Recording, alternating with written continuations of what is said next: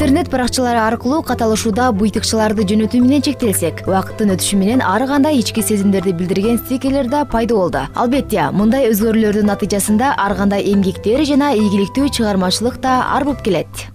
Жүрөгүндөгү оюп турган бир ойду, максатты көздөмөйүн ал бул жашоодо башка өзү кызыкпаган жумушту кылса, мындай кыжалат боло берет да.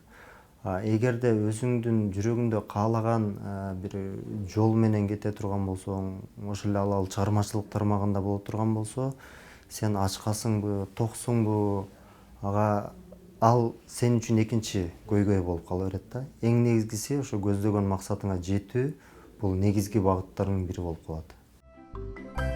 Тынчтыкбек Турдалиев кыргыз элибизге таанымал чыгаан инсандарыбыздын бет түспөлүндөгү стикерлерди жаратууда. Ага мындай идея жаш балдарга татыктуу тарбия бере турчу мультфильм жаратуу керек деген максатынын негизинде пайда болгон. Бул стикерлерди иштеп чыгуу бир канча түйшүктү жаратаарын айтат. Өзүм кызыгып эле ушундай бир үйдө жатып эле койуп пайда болуп кетти. Эмне үчүн мультфильм тарта албайбыз деп. Себеп дегенде мен бала кезимде өзүм мектепте сүрөт тартчумун. Анан бул жогорку окуу жайына келгенден кийин ал өнөрүм артта калган. Анан тартып көрөйүн деп чечтим, олтурдум, анан Сыймык байкенин сүрөттөрү бар болчу. Анан тартып көрсөм, вроде окшошту да. Мен биринчи персонаж создавать этишим керек болчу.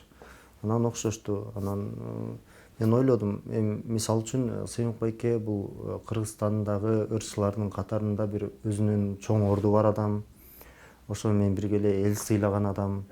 Мүмкүн ошол Сыймык байкени каарман кылып туруп, бир жаш балдарга бир мультяжный образда бир жакшы үлгүлүү насааттарды, же болбосо үлгүлүү бир окуяларды, же жаштар биле турган, тарбия ала турган нерселерди көрсөтүп, үйрөтүп берсе кандай болот деген да ой пайда болуп кетти. Каарманыбыздын колунан жаралган эмгектерге азыркы учурда суроо талап жогору экен. Себеби мындай сүрөт жаратуу ар бир адамдын колунан келе бербеси анык. Тынчтыкбек Туралиев көп кырдуу талант ээси экен деген анын ичбирдүүлүгүнөн байкасак болот. Тыным албаган ал бир эле стикерлерди даярдоо менен чектелбейт.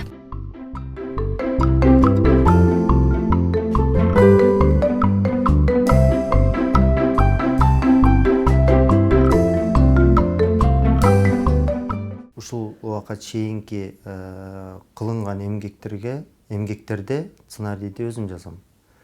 Анан бул мультфильмге деле өзүм жазуу менин колумдан келе турган нерсе. Мындайча айтканда, мультфильмди даярдоодо мен эч кимдин жардамысыз эле үйдөн бир компьютердин алдында отуруп алып эле кылып кое турган нерсе.